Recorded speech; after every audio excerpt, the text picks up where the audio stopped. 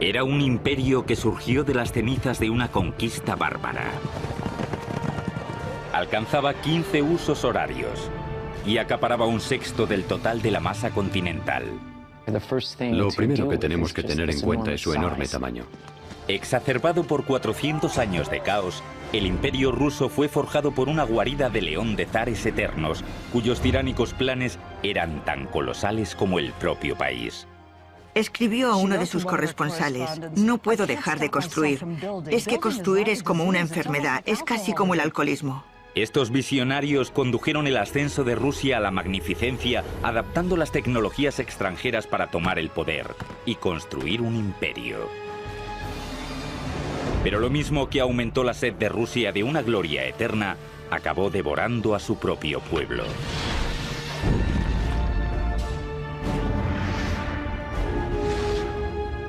La construcción de un imperio.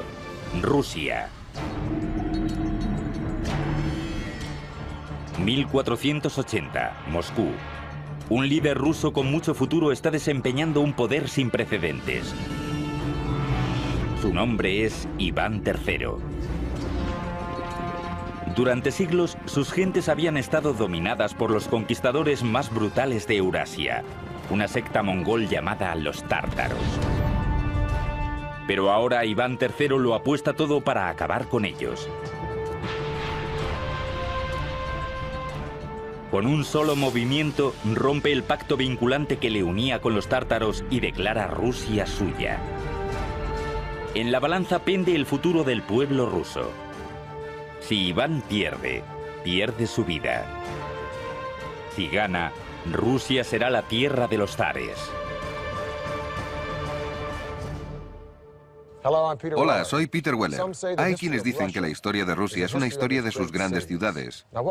Lo que pensamos hoy en día de la Rusia actual realmente comenzó en el siglo IX, cuando distintas personas empezaron a unirse en un único clan dominante llamado el Principado de Kiev. El Principado de Kiev era de Ucrania, pero migró aquí, a una zona forestal alrededor de muchos ríos y lagos, y establecieron una pequeña aldea de comercio llamado Novgorod, que significa ciudad nueva. La tradición oral cuenta que la vida en Novgorod era tan caótica y tan enardecida que la gente realmente invitó a un guerrero vikingo llamado Rurik para que viniese del otro lado del Báltico para poner orden. En Novgorod, el Principado de Kiev prosperaba. Tomaron la religión y las tecnologías de construcción de sus vecinos, los bizantinos, para poder construir nuevas ciudades y pueblos a medida que la población iba aumentando. Uno de estos asentamientos, ubicado en el fértil corazón de Rusia occidental, se llamaba Moscú. Moscú, cuya fecha oficial de fundación data de 1147, era un pequeño fuerte de madera junto a un río con el nombre de Moscú, Moscova. A medida que fueron evolucionando sus ciudades, el clan del Principado de Kiev empezó a conocerse como los rusos. Pero sin un único gobernante y una defensa, las ciudades rusas eran los principales objetivos para la invasión de los conquistadores más agresivos de aquella era, los tártaros. 1237, los tártaros atacaron por el río Volga con 120.000 jinetes. Los primeros rusos no estaban a la altura de esta experimentada milicia. Durante casi 24 meses, los tártaros devastaron Rusia. Pero para los gobernantes de Moscú, la invasión fue una oportunidad para pedir un favor a los invasores y reconstruir todo mejor de lo que estaba antes. El auge de Moscú comenzó en el siglo XIV. Políticos inteligentes, astutos y despiadados de parte del gran príncipe de Moscú consiguieron integrarse entre los jefes tártaros y alcanzaron la capacidad de recoger impuestos de otros principados rusos. Bajo la protección de los tártaros, Moscú empezó a chuparles la sangre a sus hermanos rusos, engullendo los territorios vecinos para así formar un único estado moscovita. Pero sus líderes todavía seguían obligados a saldar cuentas con los odiados caciques tártaros. Todo cambiaría en 1462 con Iván III. Iván llegó al poder con la firme intención de finalizar con la dominación tártara sobre Rusia. Asumió el título de Gran Príncipe de toda Rusia y empezó a planear un derrocamiento de los tártaros. Iván, creo, tenía todo lo necesario para ser un buen zar con gran éxito. Era ambicioso, era oportunista, era despiadado, era inteligente. Para el nuevo zar todo iría como la seda. Se casa con el imperio que había dado a Rusia su religión y su arquitectura, Bizancio. Con esta alianza establecida, Iván adopta el símbolo bizantino del águila bicéfala y declara a Rusia como la tercera Roma. Luego, en 1472, empieza a determinar su legado de construcción. Manda construir una nueva catedral como símbolo inconfundible de que Rusia ahora era una fuerza que había que tener en cuenta. Los trabajadores empezaron las construcciones de este gran proyecto a comienzos de 1470, pero la madre naturaleza tenía otras ideas. En 1474 un pequeño temblor agitó Moscú. Los 2 años de construcción de la imponente iglesia se redujeron a una pila de escombros. Construida de forma rudimentaria con piedras pesadas sobre unos cimientos insuficientes, un accidente así era algo de esperar. Pero Iván convirtió el desastre en una oportunidad. A estas alturas, Iván III hace lo que cualquier sagaz gobernante haría: encontrar a los mejores. Y los mejores de aquella época, en el siglo XV, se encontraban en Italia. Iván encuentra a uno, Aristóteles Fioravanti. Fioravanti era conocido como un maestro arquitecto cualificado en toda Italia. Pero antes de que pudiera reconstruir la Catedral de Moscú, tenía que demoler la obra. Como la primera de muchas otras innovaciones, Fioravanti utiliza tecnología de asedio, es decir, un ariete para arrasar con las ruinas de la iglesia. Y aquello impresionó a los moscovitas. El hecho de que él fuera capaz de derribar en 3 semanas algo que a ellos les había llevado meses erigir sin éxito alguno. Fioravanti comenzó entonces con la construcción de la catedral. Hoy se la conoce como la Catedral de la Asunción. Comenzó utilizando las antiguas iglesias rusas de piedra caliza como modelo, pero infundió el estilo de la tecnología de construcción occidental. El resultado revolucionó la arquitectura rusa. Se empieza con los cimientos. En lugar de las zanjas llenas de escombros, que era típico de las construcciones rusas medievales, él limpió la zanja y puso grandes pilotes de roble. Esto suponía una sujeción mucho mejor para el edificio, que no se quebraría ni deformaría, lo cual obligaría a derribarlo si esto sucediera. A partir de ahí, las innovaciones de Fioravanti se extendieron. En lugar de utilizar piezas amontonadas de piedra caliza apenas unidas con argamasa, dispone los bloques de piedra caliza entrelazados, lo que los hace más estables. Ya con los muros acabados, procede a la delicada y peligrosa tarea de la construcción de los grandes techos abovedados. Cuando comienzas la bóveda, el tejado, hay una cantidad enorme de peso que recae sobre esos muros. Así que el tercer elemento que él introdujo fueron los vástagos de unión de hierro. Eran simplemente vástagos de hierro que se insertaban en la construcción y se extendían hasta el nivel de la bóveda, lo que sirve como una forma adicional de soporte. Mantiene unida toda la estructura. Por último, en vez de construir una iglesia de cúpulas y tambores redondos de piedra pesada, introdujo el uso de ladrillos más ligeros y resistentes, enseñando a los nuevos constructores rusos cómo cocer y colocar este nuevo material. Así que desde los pilotes de unión de los muros, a los vástagos de unión, a la estructura superior, Fioravanti utilizó toda una gama de nuevas técnicas, aprendidas en Italia, pero puestas ahora en un contexto de símbolos rusos. La catedral terminada medía 45 metros de altura. Era un edificio deslumbrante e imponente. Con su símbolo de poder en su lugar, Iván ya estaba preparado para retar a los tártaros. Su respuesta es rápida. Reúnen un gran ejército y atacan Moscú. Iván saca a sus propias fuerzas y ambas partes se enfrentan en el río Ugra, a 480 kilómetros al oeste de Moscú. Tras meses de enfrentamiento, finalmente los rusos invaden a los tártaros. Con gran éxito, Iván había derrotado a los opresores que habían subyugado a los rusos durante casi 3 siglos.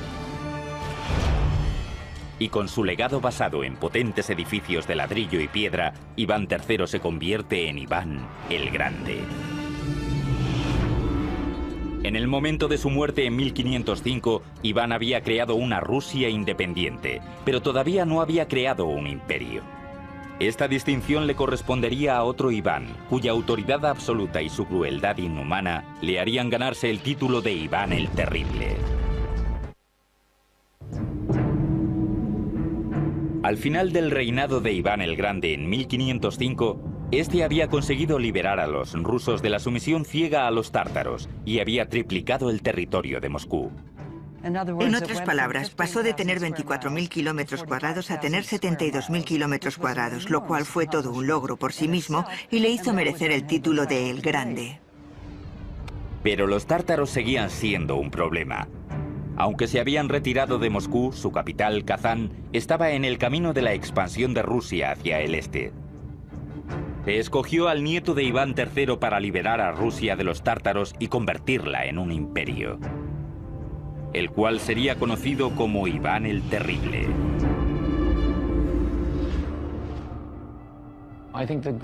Creo que el mejor periodo de todos fue Iván el Terrible. Esto, el reino del zar moscovita abarcó el Volga, las euroregiones y finalmente toda Siberia. Este gran emperador empezó como un joven profundamente preocupado. El padre de Iván murió cuando él era pequeño, dejándole testigo de una lucha brutal por el poder, con torturas, ejecuciones y asesinatos. Estas atrocidades marcaron a Iván para el resto de su vida. Me imagino que el pasado traumático de Iván el Terrible, cuando era pequeño, produjo un Iván que era terrible. E incluso cuando era pequeño, torturaba a los animales, parecía cruel y sádico. Cuando llegó al poder en 1547, estaba convencido de que él había sido designado personalmente por Dios para gobernar Rusia.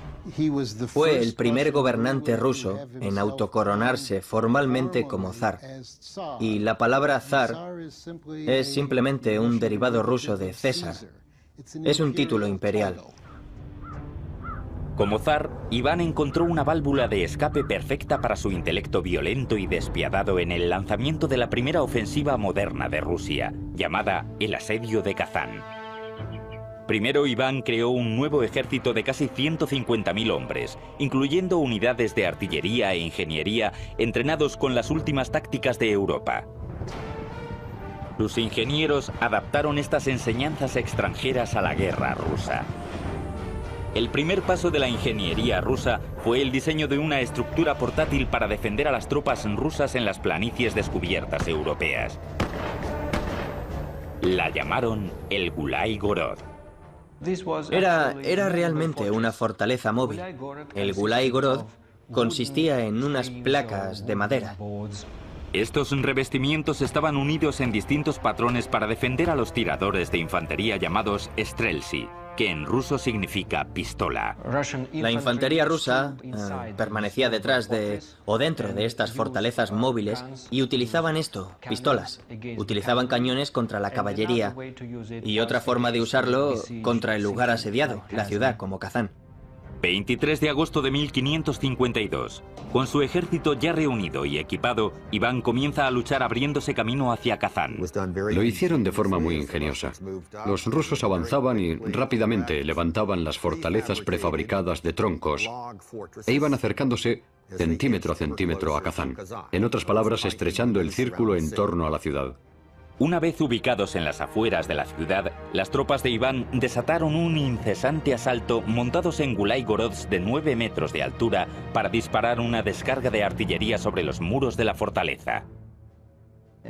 Ellos mataron a muchos defensores en las calles de la ciudad usando estas torres móviles. Pero la fortaleza resistía. Así que los generales de Iván ordenaron a un equipo de ingenieros que lo intentaran por el castillo.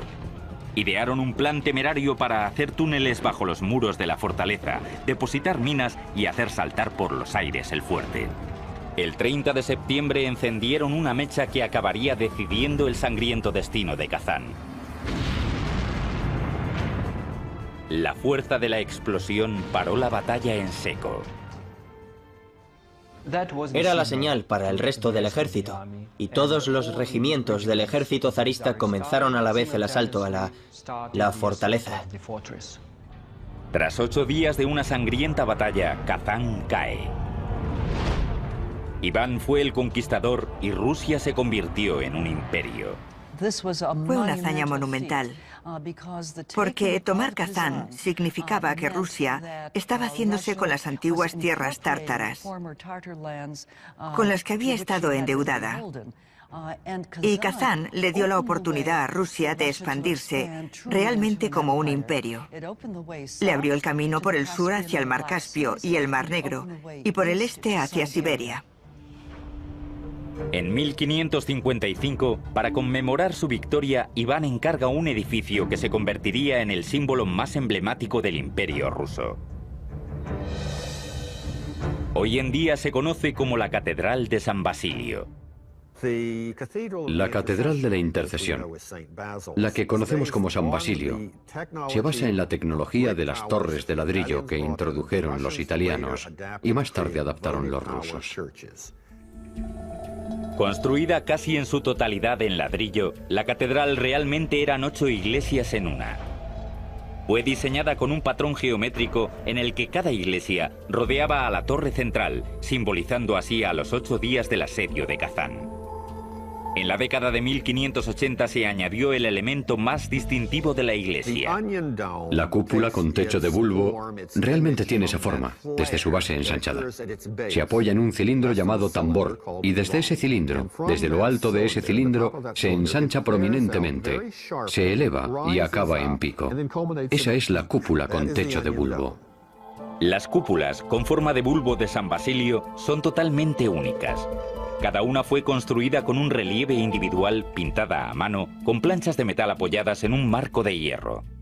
Si le quitáramos estas planchas de metal, parecería una especie de jaula de pájaros aplastada que le hace tener esta forma ensanchada. El resultado fue una deslumbrante proeza arquitectónica nunca antes vista en Rusia. Hacia 1553, los dominios de Iván eran los más vastos de Europa, y él estaba a la altura de su poder. Pero su paranoia, cada vez mayor, y la fuerte presión sobre la yugular de la nación estaban estrangulando lentamente a su imperio. Emprendió una serie de guerras estúpidas y costosas y arremetía con sadismo contra todo aquel que se opusiera a su poder. Las llamas de la demencia de Iván estaban consumiendo a su propio pueblo. Y nadie estaba a salvo, ni siquiera su propia familia. Otra razón por la que Iván IV era conocido como el Terrible se debe probablemente al final de su reinado, cuando asesinó a su hijo, que estaba tratando de proteger a su mujer embarazada de la rabia de Iván. Iván había pegado con tanta fuerza a la mujer que ésta perdió al niño. Cuando su hijo se enfrentó a él, Iván también la emprendió contra él. Ciego de ira, lo mató al instante. Con un rápido movimiento, Iván había destruido su propia línea de sucesión. En el momento de su muerte en 1584, el imperio estaba patas arriba. Poco después de Iván vino la década que se llamó durante mucho tiempo tiempos de dificultad, una guerra civil combinada con una guerra de intervención extranjera, a lo largo de la cual Moscovia, Rusia, estuvo muy cerca de perder su independencia. Tan solo un siglo después de obtener su independencia, Rusia estaba al borde del desastre.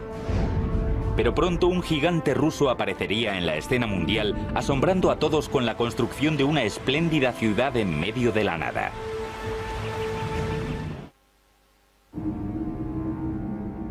...1696... Un nuevo zar llega al poder con el plan revolucionario de retomar las cosas donde Iván las había dejado y transformar su nación atrasada en un imperio moderno.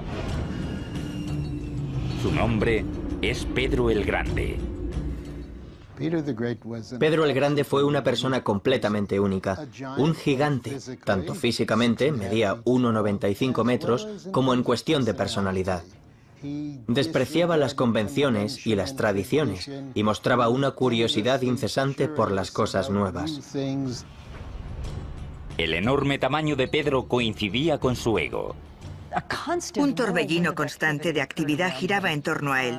Él hacía las tareas de una docena de hombres. Era realmente una persona extraordinaria, más grande que la vida.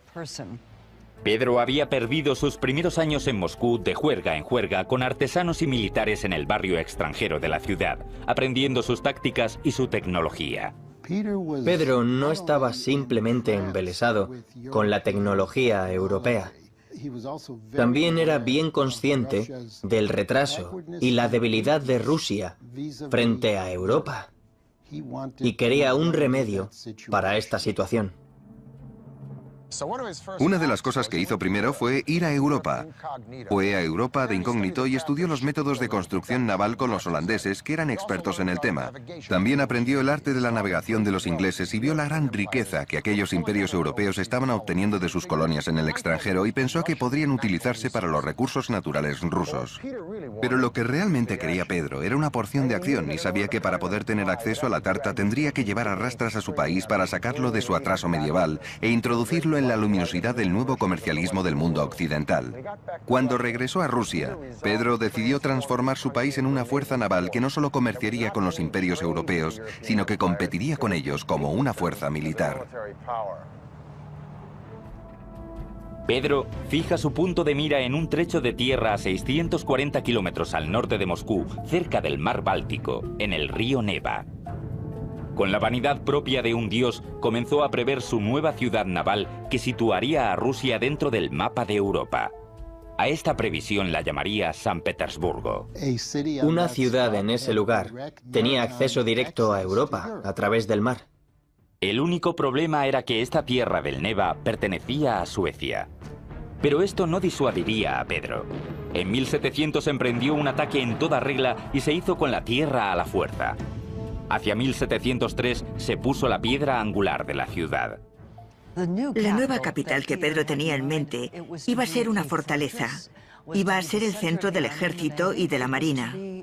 Iba a ser la ventana hacia Europa, a través de la cual fluirían las ideas occidentales, las ideas modernas y se expandirían por todo el imperio. Fruto de la guerra y del derramamiento de sangre, nació San Petersburgo. Pero para la gente de Rusia, la ambición de su zar suponía un arma de doble filo. Pedro eligió la ubicación de su futura ciudad por su acceso al mar Báltico, pero esta ventaja tendría un precio excesivo. Durante 5 meses del año, el delta del río y las marismas de alrededor se helaban. A continuación, como era de esperar, el agua fluía cuando éstas se derretían en los meses más cálidos. La construcción de esta ciudad sería un reto monumental. Así que Pedro acudió al único recurso natural que funcionaba en Rusia cuando todo lo demás fallaba: la mano de obra local.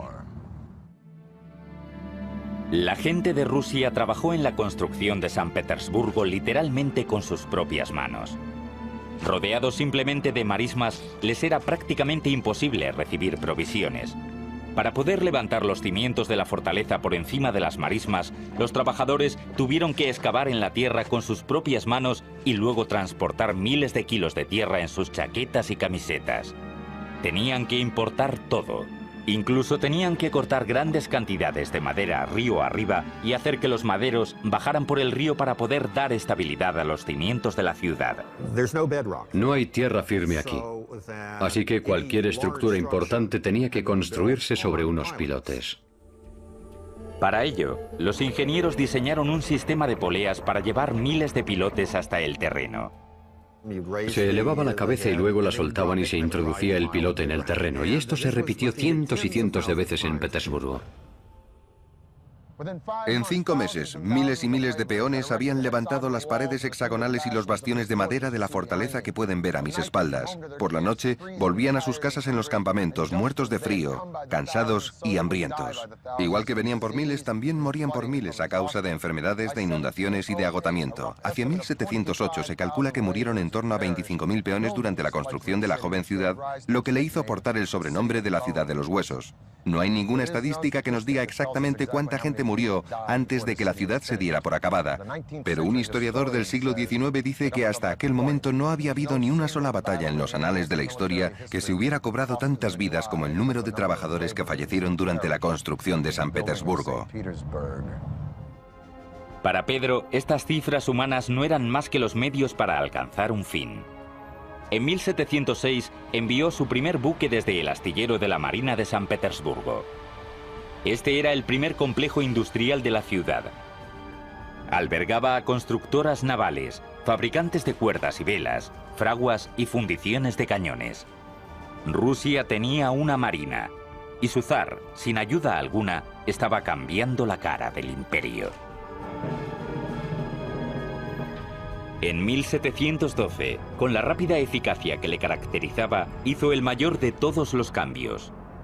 Con un sencillo y contundente decreto, declaró San Petersburgo capital de Rusia. En tan solo un instante, la supremacía durante casi 300 años de Moscú en Rusia había desaparecido. Los ciudadanos de Moscú se quedaron atónitos. Muchos rusos reaccionaron ante Pedro como si se tratara de un extraterrestre procedente del espacio. No le entendían. Impuso sus extrañas ideas en su país, usando la fuerza propia de un monarca autocrático y absoluto, que había heredado de sus predecesores, pero que sabía muy bien cómo utilizarla para obtener lo que quería. Su idea de hacer una revolución en Rusia le motivó a lo largo de toda su vida. No había forma alguna de que nada ni nadie pudiera escapar de los efectos de este proceso revolucionario.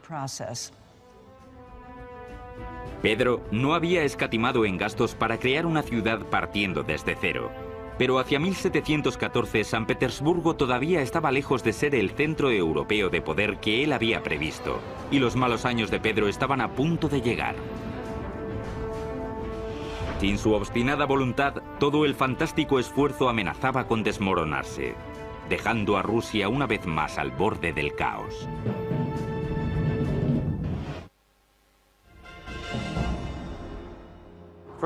Durante décadas, Pedro el Grande se había centrado en una doble tarea de convertir a Rusia en un gran imperio y a San Petersburgo en su brillante capital, con una excepción. Siguió con sus legendarias borracheras entre amigos, pero como siempre sus juergas hacían pocos estragos en su energía incesante. Había derrotado a los suecos en la Gran Guerra del Norte, había expandido los límites de Rusia desde el Báltico hasta el Pacífico, había construido una nueva capital europea, había creado un ejército de la Marina, había construido escuelas de ingeniería y ciencia y había multiplicado por 7 el comercio ruso. Tanto militar como políticamente, Rusia se había convertido en un imperio, pero todavía le faltaba un elemento esencial en todo imperio que se precie: prestigio. En 1714, Pedro empezó a realizar los bocetos para un gran palacio encima de un acantilado de 15 metros de altura, mirando hacia el mar, a 40 kilómetros a las afueras de San Petersburgo. Lo llamaría Peterhof.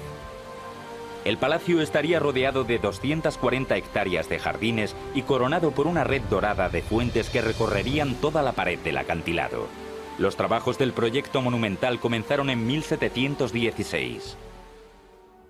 Muchos soldados del ejército fueron enviados a la finca para cavar las zanjas que llevarían el agua a través de un sistema de cañerías hasta las fuentes. En 1719, los primeros ingenieros hidráulicos del país comenzaron a trabajar en el complicado sistema. El palacio fue construido en las alturas y las alturas es lo que alimenta el agua. Es esa caída, la gravedad y esa caída era la que hacía que funcionaran realmente las fuentes. Utilizando la pendiente natural del terreno y el agua de los manantiales cercanos, los trabajadores construyeron un sistema de casi 24 metros gracias a la gravedad. El agua se almacenaba en depósitos que estaban en lo alto. En un abrir y cerrar de ojos se soltaba esta agua y caía a través de las cañerías de madera en cascadas de 15 metros hasta el eje de las fuentes. La velocidad del agua acumulaba suficiente fuerza para impulsarla a casi 20 metros por el aire. El resultado era asombroso.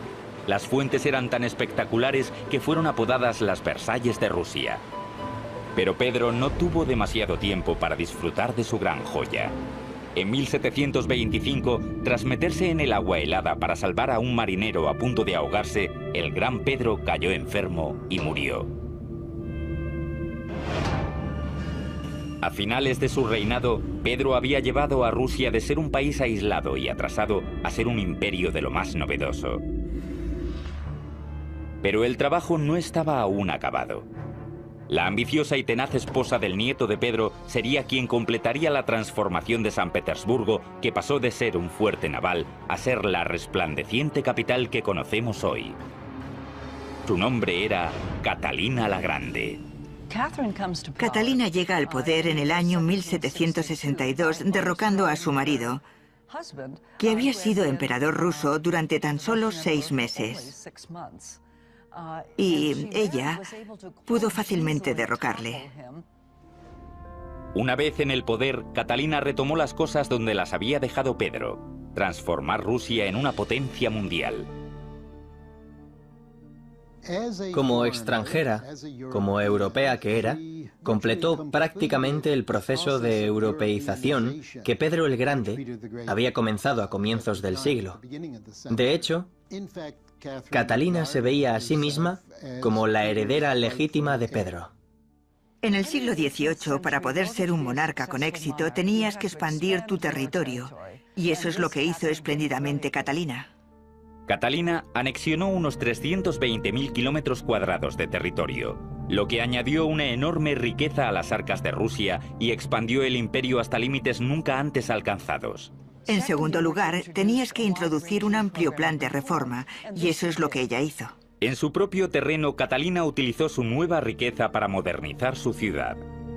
Fue uno de los primeros gobernantes rusos en tratar las miserables condiciones en las que vivían los pobres de Rusia, con planes para hospitales, sanidad, servicios y colegios. Catalina, durante su reinado, estableció normas arquitectónicas para la construcción de nuevas ciudades. De hecho, lo hizo. Construyó 216 ciudades nuevas, junto con planos de cómo debería ser el trazado, cómo deberían estar diseñadas las plazas centrales, qué tipo de fachadas debería haber, qué tipo de materiales deberían utilizarse en la construcción. Pero el proyecto de construcción más prestigioso de Catalina fue la renovación de su residencia real, el monumento más extravagante del imperio para su propio disfrute, el Palacio de Invierno. El Palacio de Invierno tenía 3 pisos y medía 195 metros de largo. Todo el exterior estaba decorado con más de 200 columnas y cerca de 150 estatuas esculpidas. En el interior contenía más de 500 habitaciones, casi 4 veces el número de habitaciones de la Casa Blanca. A lo largo de su reinado, Catalina encabezó un auge en la construcción como nunca antes el imperio había visto. Su poder inigualable transformó por completo San Petersburgo en un escaparate ostentoso y sin tapujos de la cultura, la riqueza y el poder del imperio ruso. Escribió a uno de sus corresponsales: "No puedo parar de construir. Es que construir es como una enfermedad, es casi como el alcoholismo". La desmedida construcción no era el único vicio de la zarina. Tras las puertas del Palacio de Invierno, Catalina era conocida por otro tipo de actividad: cuidar muy bien de sus numerosos y a menudo mucho más jóvenes amantes. Era una mujer trabajadora. Por las noches quería compañía masculina. Y hubo una serie de amantes uno tras otro. Los trataba muy bien y con gran generosidad. Les daba tierras, les daba siervos. Pero la espléndida corte de Catalina y su poder absoluto para ofrecer a los seres humanos como regalos simbolizaba el abismo que existía entre la élite dirigente y los rusos de la clase media trabajadora. A finales del reinado de Catalina en 1796, Rusia era una superpotencia. Pero la fuerza del país trajo consigo nuevas glorias y nuevos enemigos. Hacia 1812, un ambicioso general llevó a cabo una marcha de conquista por Europa como nunca antes se había visto desde el Imperio Romano. Y Rusia estaba a punto de ser su próxima víctima. En el momento de su muerte en 1796, Catalina había anexionado 320.000 kilómetros cuadrados de territorio al Imperio ruso. En torno a 40 millones de personas se consideraban entonces rusos. Cuando su nieto Alejandro I accedió al trono en 1801, Rusia era un actor principal en los asuntos mundiales. Esto hizo de Rusia un seductor trofeo para el general más peligroso de Europa, Napoleón Bonaparte. Y en 1812, el zar Alejandro se enfrentó a un reto sin precedentes en Rusia desde la invasión de los mongoles 6 siglos antes. Napoleón representaba una amenaza considerable para Rusia. En 1812 ya tenía prácticamente a toda Europa bajo su control. Napoleón entró en Rusia con un ejército inaudito formado por 500.000 hombres. Los rusos sabían que no podrían detener a este ejército en los campos de batalla, así que adoptaron una táctica de estrategia de retirada, incendiando los campos para obligar a las tropas de Napoleón a salir de ahí y dirigirlos hacia Moscú. Ya en la capital, Napoleón se percató de que había subestimado la férrea determinación del zar ruso. Napoleón seguramente pensó que, habiendo ocupado el casco antiguo, Alejandro estaría deseando llegar a un acuerdo. Pero no. Simplemente ignoró a Napoleón hasta que un invierno durísimo obligó a Napoleón a darse cuenta de que no ganaba nada con el asedio de Moscú, y así fue como Napoleón emprendió su retirada. Obligados a volver por los paisajes helados y derruidos por donde habían venido, menos de un 10% de los hombres del ejército original de Napoleón sobrevivieron. La madre Rusia había destrozado al general invencible. En 1883, el sucesor de Alejandro encargó que se colocara un gran monumento en el centro de la plaza del Palacio de San Petersburgo. Sería un imponente símbolo del desafío ruso. Se llamó la Columna de Alejandro. La columna de Alejandro reposa sobre un eje de granito de acabado rojo. Es un monolito que es una sola pieza. Una vez más, un zar ruso obligó a su pueblo a mover literalmente montañas para construir un monumento en el nombre del imperio. Un ejército de rusos esculpieron metódicamente el eje de la columna de la ladera de una montaña en una sola pieza y lo trasladaron hacia San Petersburgo. Este proceso duró 3 años y se necesitaron miles de trabajadores. Ya en San Petersburgo, los ingenieros se enfrentaron a la ardua tarea de elevar un monolito de granito de 700 toneladas y 25 metros de altura. Ataron una especie de soga gigante a la columna. Y luego rodearon los cabrestantes, que eran tripulados por montones de gente. Y en el momento que se daba la señal, todos ellos se movían y a través de un sistema de poleas, la columna se elevaba poco a poco hasta caer en el lugar que se había dispuesto para ser su base. Hoy en día la columna sigue allí, sobre su pedestal, a una altura total de unos 46 metros. Ha demostrado ser una construcción perfecta. La caída de Napoleón eliminó cualquier amenaza sobre la posición de Rusia como el imperio terrestre más grande del mundo. Hacia finales del siglo XIX, Rusia se expandió 9.600 kilómetros desde el mar Báltico en el oeste hasta el Pacífico en el este, y todo el trayecto hasta Alaska. Era una de las 6 masas continentales del mundo, abarcaba 15 usos horarios y con el nuevo zar seguía expandiéndose. Durante su reinado, Nicolás II, gracias a su reciente experiencia viajando por Asia, tenía la fuerte convicción de que el futuro de Rusia se hallaba en el Pacífico. Pero con un territorio que iba más allá del horizonte, el imperio corría el riesgo de derrumbarse bajo su propio tamaño. Los ingenieros de Rusia llevaron a cabo una solución del mismo alcance que el propio imperio. Construyeron el ferrocarril transiberiano. Aquellos que promovieron la construcción de lo que sería el ferrocarril más largo de la época de 1890 tenían en mente objetivos tanto económicos como políticos. Quedaba abierto el Extremo Oriente para las exportaciones rusas. Al mismo tiempo, se establecía el poder ruso en el Extremo Oriente. El 31 de mayo de 1891 se colocó la primera pieza del ferrocarril que abarcaría una distancia de 9.230 kilómetros, el equivalente a atravesar el territorio de Estados Unidos 2 veces. Fue un proyecto de ingeniería a una escala sin precedentes. La pregunta de cómo se construyó el ferrocarril es sinceramente algo sobrecogedor. El ferrocarril fue diseñado de forma que se construyera por secciones y requería miles de trabajadores, ingenieros, soldados e incluso presidiarios para realizar el trabajo. En un tramo típico del ferrocarril que atajaba por las amplias áreas del sur del bosque siberiano, una oleada inicial de trabajadores limpiaba el terreno, talando los árboles para abrirle paso al ferrocarril. Luego muchos otros construirían los baluartes en la tierra para alzar los raíles. Luego, cuando las maderas estaban despejadas y los baluartes en su lugar, se traían los raíles y se colocaban. El transporte de las provisiones hasta estos lugares remotos suponía un gran reto, porque, después de todo, el ferrocarril todavía no existía. Las vías tenían que colocarse poco a poco, así que los trabajadores podían utilizar el ferrocarril en construcción para transportar el acero desde el oeste y continuar construyendo sección a sección. Y este proceso se repetía semana tras semana, mes tras mes, durante todos los años del último periodo imperial. El esfuerzo incesante fue la peor parte del trabajo.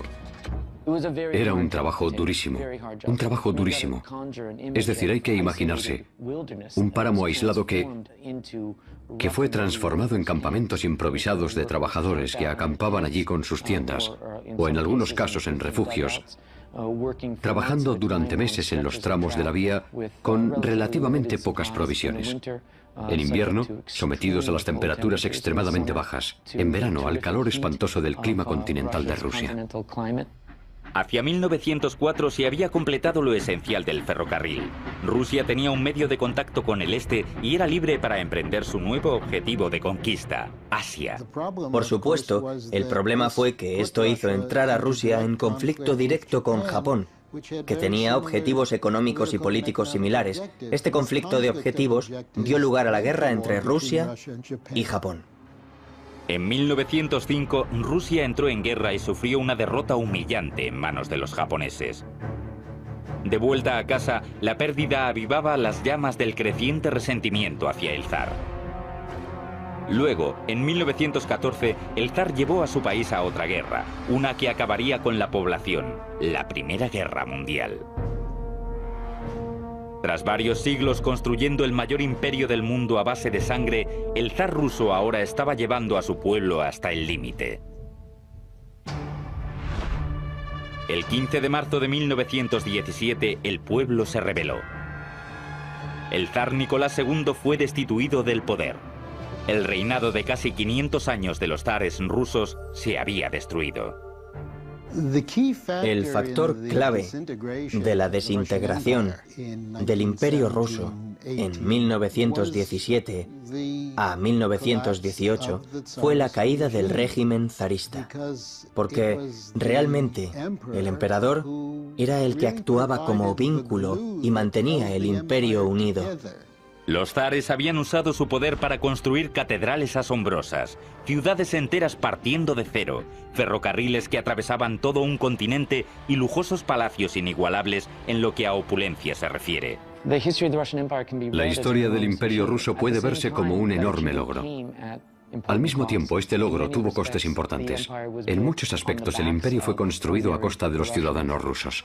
A finales de 1917, los logros del imperio se volverían a escribir gracias a un nuevo régimen establecido para nivelar el campo de juego para los pobres de Rusia.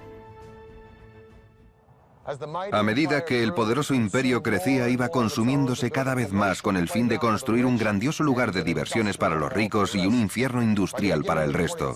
A comienzos del siglo XX, los pobres agotados y analfabetos de Rusia habían tenido más que suficiente.